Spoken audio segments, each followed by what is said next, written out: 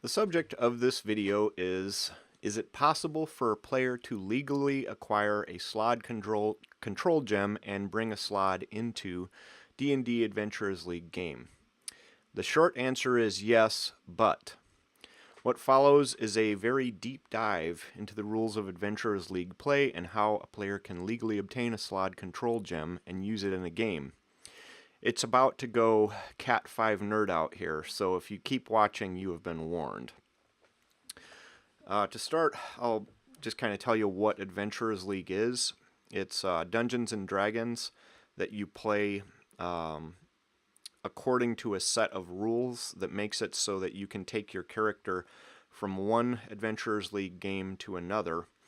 Like say if you play at your local store, or if you play at conventions, or even if you play in your house, as long as you play by these rules, you always have a legal character. I like it because it, gives you something to work towards permanent, and it, kind of advances. It's like a legacy board game. It's like that. So, how did I find out about this? Well, and by this I mean a player bringing a Slaad into a game. So I was DMing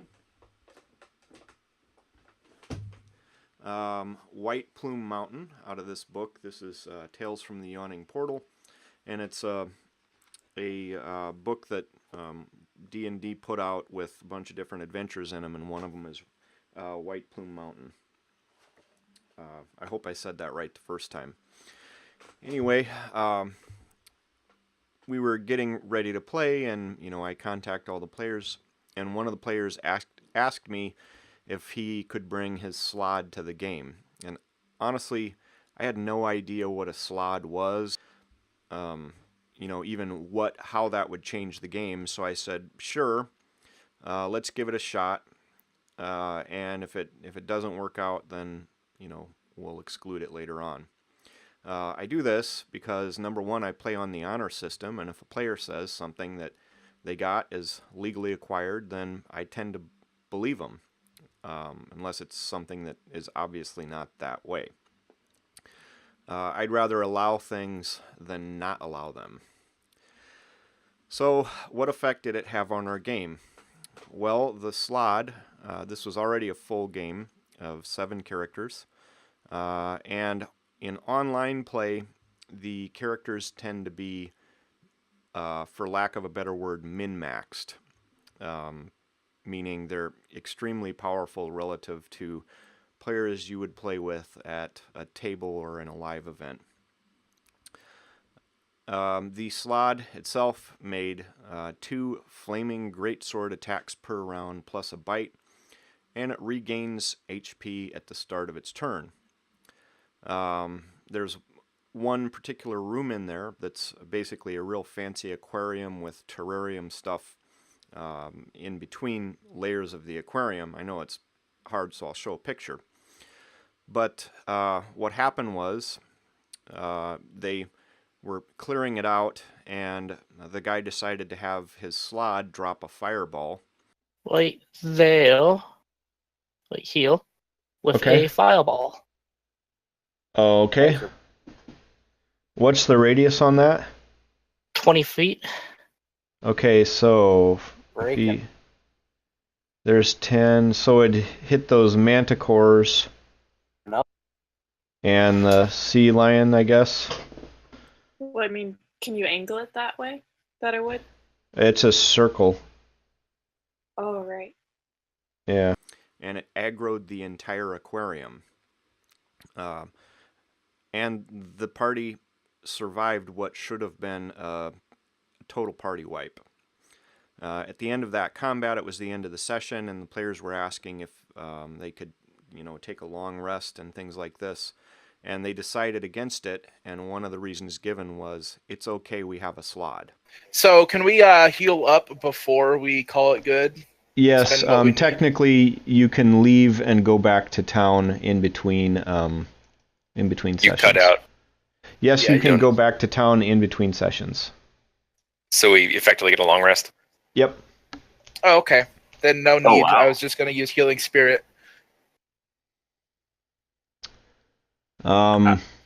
Okay. Usually most DMs don't let us leave here. Yeah, usually for hardcover stuff, they just say keep whatever resources you have. Yeah. Because we might not want to long rest in this. And room. we have a Slaad, so that kind of offsets the power level. Okay, I agree. And there is a thing in here that it doesn't let you leave, but... So I think it totally changed the balance of the game, and because of that, I started looking more into Slaads. So a Slaad is a challenge rating 9 monster, which is pretty darn big for a party to have access to, I think.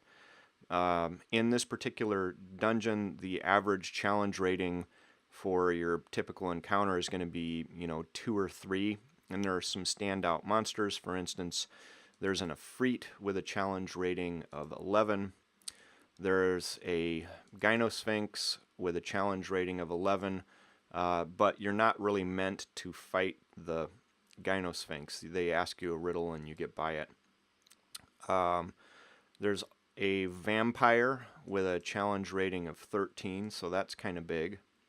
But again, it's a 7-member party, and they'll just focus all their attacks on them, and they'll burn them down pretty quick. Additionally, the players have the ability to acquire another NPC party member, a Flesh Golem, which is challenge rating 5. So they can already get help in the dungeon to make their party more powerful. Then I looked into how the player acquired it, and he acquired it legally, as it turns out. Tomb of Annihilation, which is another campaign-style adventure that D&D put out. There is a control gem to a Slaad in Area 28 in Chapter 5, and there's a gray Slaad controlled by it in Area 24. It is possible to get the control gem before you get to the Slaad, and there are multiple hints in the lead up to this that you should be looking for it. His dungeon master for that adventure confirmed that it was legit. He said, "If you have questions about the validity of this specific player's Slaad, please feel free to message me, as he received it in my TOA, or Tomb of Annihilation run. They went into the secret areas of the second floor before the more obvious areas on the second floor, which is how they had the gem before encountering the Slaad." And he also mentions, he tells the DMs he is fine not including it if they don't want him to bring it, and he, in fact, did do that. Like I said before, I always default to allowing things, especially if they're legal, and since I'd already allowed the Slaad in Session 1, I tried to find a way of dealing with it so that it wouldn't continually ruin the balance of the game. And I posted a thread on a Facebook forum asking how other DMs would deal with that, and it opened a huge can of worms, unintentionally. Some people said that I should just increase the difficulty level of the dungeon, and this is possible, but there is at least one level 5 playing, and he's already having a pretty hard time with the dungeon. Other people suggested creative ways to kill the Slaad, like having a wizard banish it, or have all the monsters gang up on the Slaad, or to make it split the XP with the party. But I found no justification for making the Slaad take a share of the party experience points in the Adventurers League DM guide. Also, these suggestions seem to me like it would turn the game into a DM versus player situation, and I avoid those things at all cost. Another answer was to basically just exclude the Slaad from the game. And so I thought about it, and I decided to exclude the Slaad from Session 2, because there really wasn't a great way for me to make things harder without killing off some of the weaker party members. Fast forward to Session 2, I excluded the Slaad, and the game was much better balanced. Everybody had a decent time. I thought it was appropriately challenging, and so did the players. I hadn't checked the Facebook post for several days, and in my absence, it blew up. An admin weighed in on the issue. His name is Travis Woodall. So who is Travis Woodall? He is the content manager for D&D Adventurers League. He had a couple things to say. I'm focusing on the first thing he said. And he said, while described as magical, control gems aren't actually a magic item. Their description includes no metadata and their names aren't italicized, so unless they're found under a treasure subheading, they can't be awarded. And it was pointed out that the Slaad control gem was in fact under a treasure subheading, so it can be awarded. The player's DM basically called me out in the series of posts, and he says, I hear you didn't allow the Slaad at the second game, which is cool, but then you counted it as a +2 to the player's magic item count, 1 for the gem and 1 for the Slaad sword.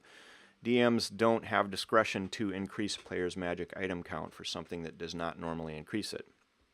And I replied, it is true I did not allow the Slaad in the second game. I've read sources that say the sword, in fact, does count towards his magic item count because he had to acquire it in the first place and give it to the Slaad. I wasn't sure about the gem, but I asked a question, and the consensus at the table was that the gem was, in fact, a magic item. In any case, it is a piece of the rules which is pretty obscure and without much clarity. If you wish to see that discussion unfold, I streamed it. It is entirely possible that I made a wrong call there, but in any case, I did my best. And then he replied, he didn't acquire the sword and give it to the Slaad. It is part of the Slaad's stat block. So I looked again at the Slaad's stat block, and there is no magic flame tongue sword in the Slaad's stat block. It's just a magical greatsword. As it turns out, the player had imported this character from Fantasy Grounds, where he played Tomb of Annihilations, and the character, or the Slaad in Fantasy Grounds, was incorrectly listed as having a flame tongue greatsword. So it was an innocent mistake on his part. But you might see how if a character has an NPC that is using a magic weapon that's like a named magic weapon, and it's not in the NPC's stat block, you could pretty much be easily confused by that and call it a magic item. So I dug a little more, and my purpose for digging was to figure out, well, if this is a magic item or a non-magic item, as was clarified, can you actually exclude it from your game if it was legally obtained? And I looked for guidance in the Adventurers League DM guide, and there were 2 pieces of information in there. The first is that each player is responsible for maintaining an accurate log sheet. If you have time, you can do a quick scan of the player's character sheet to ensure that nothing looks out of order.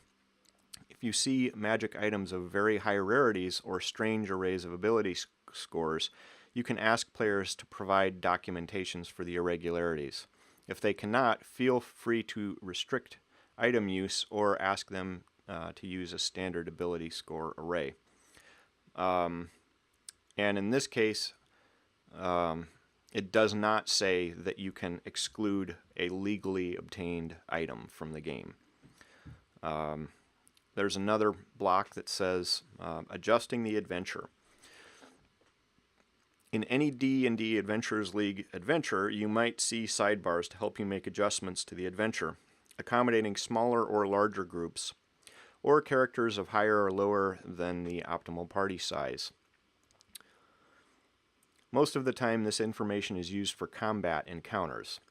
You can also adjust the adventure on the fly beyond the guidelines given in the adventure, or make other changes as you see fit in order to ensure the players have a good time.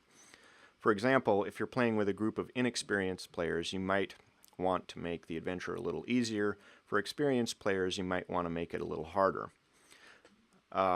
Again, it doesn't say anything about excluding legally obtained items from play.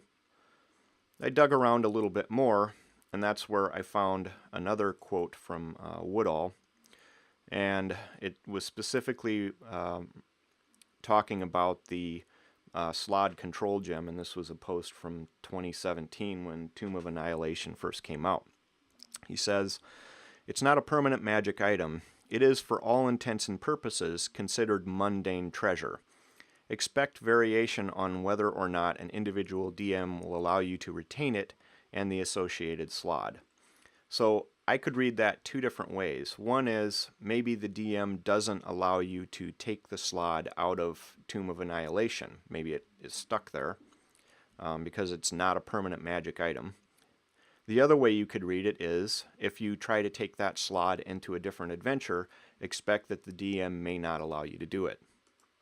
Another poster weighed in and said, "I wouldn't group this with magic items, which are harder to ask someone not to use. More like the questions that come up on the Facebook page where DMs are dealing with players wanting to bring an animated skeleton army from a prior adventure. On those issues, the admin's rulings have generally come down on the side of DM discretion, although you're right, it's not written down anywhere in the official docs. The empowerment section is as close as you get." Digging a little further, I discovered that in the monster manual, having a Slaad with a control gem is actually a variant. It's not the typical thing. And someone, actually the player's DM was replying to someone and said, I absolutely agree, it's the point of the encounter, meaning there's clues in the dungeon that point you towards getting the control gem and then using it to control the Slaad. And he says, and I would have let players use it in the dungeon they had found it. But there are a number of things in the various hardcovers we can't use in AL. A control gem and its use exists only in a variant rule that we are not allowed to use in AL. Outside TOA, or Tomb of Annihilations, players should expect table variants on this one. So this is getting back to what Travis Woodall said. Another guy replied, if you read the FAQ, it actually says, however, without specific campaign documentation, you may not use any of the variant rules in the monster manual. I think the hardcover telling you that the Slaad has a control gem is specific campaign documentation. So then I replied, I wonder if by those rules it is okay to use the Slaad in TOA, but if you're in White Plume Mountain and there's no documentation of variant rules, you don't get to use the Slaad. I honestly had no idea that my original post would lead this far down the rabbit hole. And honestly, this is way far down the rabbit hole. So I had a look at the FAQ. And this is the Adventurers League Player's Guide Frequently Asked Questions. This is straight from there. And the question is, can I use the variant and optional rules in the Player's Handbook DMG? And the reply is, the only optional or variant rules that are available for use are variant customizing ability scores, variant human traits, half-elf variants, option human languages from Sword Coast Adventurers Guide, tiefling variants from Sword Coast Adventurers Guide, variant playing on a grid, and variant skills with different abilities. Without specific campaign documentation, any other variant or optional rules, such as variant, quasit, familiar in the monster manual, are not available for use. So the answer, after all of this long, drawn-out Cat 5 nerd out, is yes, you can use it, but in my opinion, you can't use it out unless there is something specific in the adventure that lists a variant of a Slaad with a control gem. So that's my answer. If you have other opinions, I'd love to hear them. Post them in the comments. And that's it.